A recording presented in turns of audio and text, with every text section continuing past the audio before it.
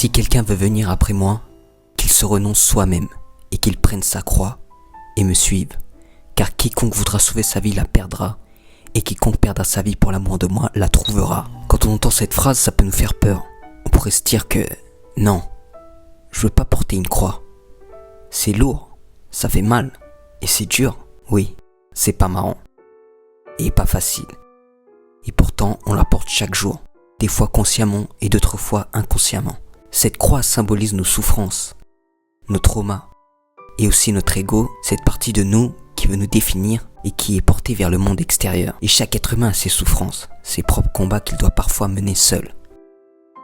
Ok, on a tous eu à un moment donné cette idée de vouloir venir en aide à un proche ou un pote quand ça va mal. Et franchement, on le fait d'une démarche vraiment sincère. Mais on voit au bout du compte que de l'autre côté, chez la personne, elle n'a pas ce même état d'esprit. Elle va vous écouter peut-être, mais d'une oreille plutôt sourde. Et elle va préférer rester dans sa situation plutôt que de trouver une solution. Et donc, toute cette énergie, on aura l'impression de la gaspiller plus qu'autre chose.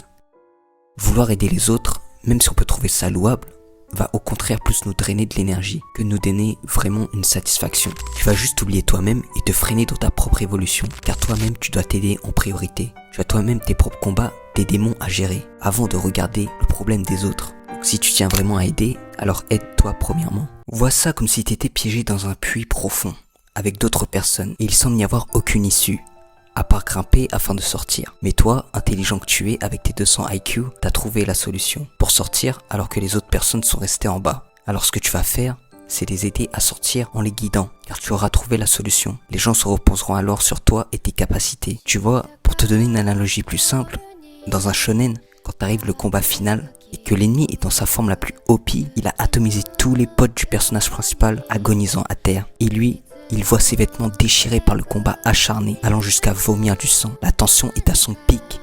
Il ne reste que lui, le seul espoir, l'élu. Et dans une dernière attaque, il va alors donner tout son être pour anéantir l'ennemi. Dans ce moment-là, tu vois le perso secondaire venir interrompre le combat? Non, il va au contraire plus le gêner qu'autre chose, car c'est son moment. Tout son cheminement l'aura mené à ce point culminant de sa quête. Si tu vois une personne lutter contre quelque chose et qu'elle n'écoute personne, alors laisse-la. C'est son boss final. Au mieux, ce que tu peux faire, c'est la soutenir. Mais ce sera à elle-même de mettre fin au problème par sa volonté.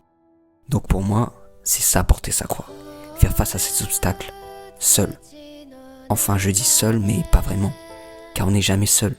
Il y a toujours une force supérieure qui est là constamment avec nous pour nous soutenir. Et c'est en les surmontant, en les transcendant que tu seras ton propre médecin. Et tu pourras donc par extension apporter ton aide à ton prochain. Guéris-toi toi-même et tu guériras le monde.